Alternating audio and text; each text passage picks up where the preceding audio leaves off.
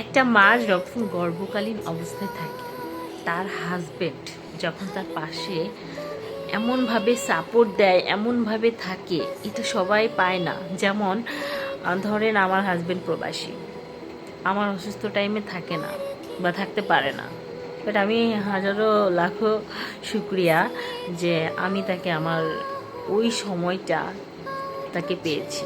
হয়তো নেক্সট টাইমে পাবো কিনা শুধু উপরওয়ালাই জানে। কারণ হচ্ছিল এই যারা প্রবাসী, তারা তো চাইলেও অনেক কিছু পারে না, তারা দূর থেকে, তবে হ্যাঁ অনেক হাজব্যান্ড আছে, তার ভিতরে আমার হাজব্যান্ড দূর থেকে যে কেয়ারিংটা করে সেটা আমার জন্য মনে হয় অনেক।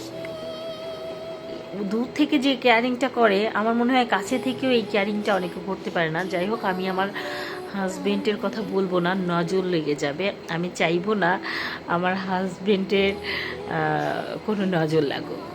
সে শুধু আমার, চাই না তাকে কেউ নজর দিন। যাই হোক, আমি যেটা বলতে চাচ্ছি, গর্ভকালীন অবস্থায় মানে অনেক সাপোর্টের দরকার। যেটা হচ্ছিল হাজবেন্ড যে গর্ভকালীনের টাইমে তার মা, অনেকের মা বেঁচে থাকে না। আমি অনেক ভিডিওতে দেখছি যে আমার মা যদি বেঁচে থাকতো তাহলে হয়তো আমাকে খাবার এনে দিত, খাওয়াই দিত, আমাকে বেড থেকে কোলে করে মানে ঘাড়ে করে হাতটা রেখে বাথরুমে নিয়ে যেত, আবার আনতো। আসলে এই টাইমটা অনেক মেয়ে আছে খুবই দুর্বল হয়ে পড়ে। অনেক মেয়ে আছে যে আসলে ভয়েও অনেক দুর্বল হয়ে পড়ে, যতটা মানে দুর্বল না হয় ভয়েও অনেক বেশি দুর্বল হয়ে পড়ে অনেক মেয়েরা। বাট আমি অনেক স্ট্রং ছিলাম। আমি অপারেশন করার পরে এসেই মনে হয় অবাসটুকু কাটার পরপরই আমি মনে হয় নিজে নিজে একা একা বেড থেকে উঠছি। যদিও আমার হাজবেন্ড ছিল, তারপরও কেন জানি না আমার কাছে মনে হচ্ছিল যে আমার একা একা উঠে দাঁড়াতে হবে। কারণ আমার হাজবেন্ড বিদেশ থেকে আসছে কয়েকদিন ছুটিতে, আমার তো বিছনায় শুয়ে থাকলে চলবে না, আমার তো ঘুরতে হবে। তো আমি আমি একা একা উঠছি, একা একা বাথরুমে গেছি, একা একা আবার আসছি। যদিও আমার হাজব্যান্ড সাথে ছিল, বাট আমি আমার কারোর হেল্পটা না নেওয়ার চেষ্টা করছি। আমি নিজেকে নিজে কন্ট্রোল করে একা একা হাঁটা বা একা একা, এটা যদিও অনেক কষ্ট, তারপরে এটা শিখতে হবে, স্ট্রং হতে হবে। তো এটা আসলে অনেক কষ্ট, সবাই পারে না। আসলে দুর্বল অনেক মেয়েরা আসলে এই এই যন্ত্রণা, এই কষ্ট আসলে সবাই বুঝবে না। আসলে এখানে সাপোর্ট লাগে। তারপরেও যারা অনেক আমার দিকটা যেটা আমি বললাম, আমি তো ঘোরার জন্য আসলে প্রস্তুত ছিলাম, যার কারণে তারপরেও আমার হাজব্যান্ড থাকাকালীন তারপরেও আমি আসলে যতই স্ট্রং হইতে চাইছি না কেন, আমি কিন্তু পারি নাই অতটা স্ট্রং, যতটা চাইছিলাম ততটা পারি নাই। যেমন আমি ওই টাইমটাতে আমার নিজেকে সাজায় রাখতে ভালো লাগতো না, মন মানসিকতা মন মরা থাকতো। একটা মা যখন রাত জাগে তার বাচ্চাকে দেখাশোনা করে, তার মন মানসিকতা সবসময়ের জন্য না পাগল পাগল থাকে, তাকে দেখতেও পাগল পাগল লাগে। এটা প্রত্যেকটা মার ক্ষেত্রে। এখন আমি মা হয়েছি, এখন আমি আমার মাকে বুঝতেছি, আমার মাও এমনটা কষ্ট করছে আমার জন্য।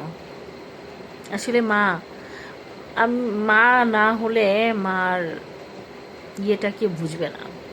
আল্লাহ সবাইকে মা হওয়ার তৌফিক দান করুক, আল্লাহ এই স্বাদ সবাইকে দিক। আসলে এই এত কষ্টের পরেও এই স্বাদ আবারও নিতে চাই। প্রত্যেকটা মা বলে এই স্বাদ আমি আবারও নিতে চাই। একবারের জন্য কেউ বলে না এই স্বাদ আমি নিব না। নারী নারীকে নারীকে সম্মান করো, রেসপেক্ট করো। আমরা না হলে দুনিয়ায়, হ্যাঁ, মা হাজার কষ্টের পরেও মা হতে চায়। প্রত্যেকটা মা হতে চায়। যেসব মারা মা হয় না, সেসব মারা কত আফসোস, কত আকুতি মিনতি যে আল্লাহর কাছে করে। এ সন্তান তোমরা যদি শুনতে। যারা মেয়েদেরকে রেসপেক্ট করো না, তারা একটু বোঝার চেষ্টা করো। আসলে একটা মা তোমাকে দুনিয়ায় আনার জন্য কত কষ্ট করছে।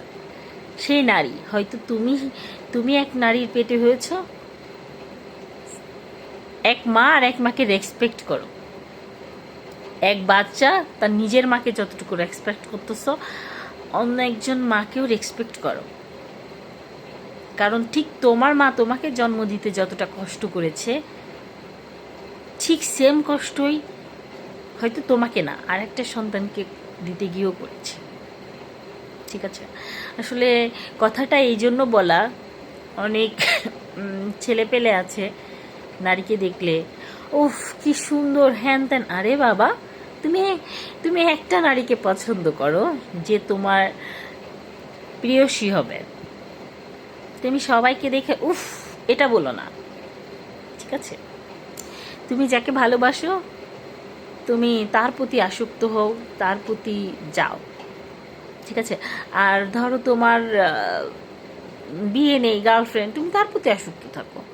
তুমি কেন হাজারটা মেয়ের প্রতি আসক্ত হও, হাজারটা মেয়েকে দেখে উফ বলো? হ্যাঁ, উফ ঠোঁটটা কেটে নদীতে টুকরো টুকরো করে ভাসাই দিব। কথাগুলো যদি কষ্ট লেগে থাকে, কাউকে আমার কথায় যদি কষ্ট দিয়ে থাকি, ক্ষমা দৃষ্টিতে দেখবেন। আসলে আমি ভুল বললাম না সঠিক বললাম আমি নিজেও জানি না, আমিও ওকে, যাই হোক, সবাই ভালো থাকো, সুস্থ থাকো, আল্লাহ হাফেজ।